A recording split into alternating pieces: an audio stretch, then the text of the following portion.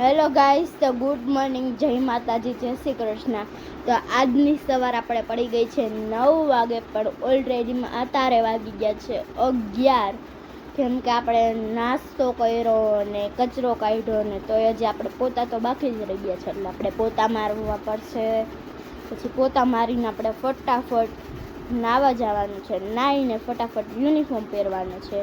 અને મમ્મી સંકાલી રહ્યા છે કપ, તો સંકલ નાખો બરાબર ને મમ્મી કપડાં. મમ્મી આજે સાંજે પીઝા બનાવી દેશો ને મને? હા, લઈ આવજો. વાંધો નહીં, તો આપણે હમણાં એક્ટિવા લઈને ફટાફટ ડેરીએથી પીઝાના રોટલા અને સોસ ને બધું લઈને આવશું. એટલે પછી મમ્મી સાંજે બનાવી દેશે પીઝા. કેમ કે આપણે પેપ્સિકમ તો આવી જ ગયો છે, હવે બધા સોસ ને રોટલા જ બાકી છે, એટલે એ સોસ ને રોટલા લઈ આવીએ એટલે મમ્મી બનાવી દે પીઝા. તો જો હવે આપણે તૈયાર થઈ ગયા છીએ સ્કૂલે જવા માટે, તો ચાલો હવે સ્કૂલે જઈ આવીએ.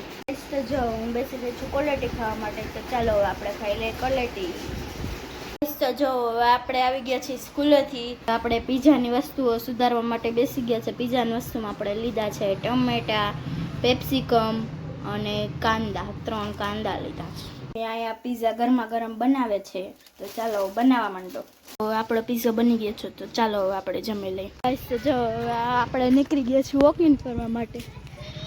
નાની ને મમ્મી ને વૈભવી ને, તો ચાલો હવે વોકિંગ કરી આવીએ. અને આપણો તો એવો વિચાર છે કે બાપુના ઘરે જાય.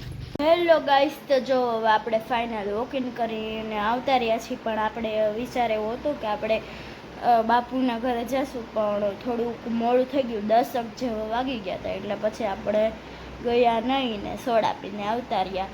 તો ગુડ નાઇટ. જો તમને આજનો બ્લોગ પીઝાવાળો ગમ્યો હોય તો લાઈક કરી દેજો, શેર કરી દેજો અને કમેન્ટ કરી દેજો. Thank you.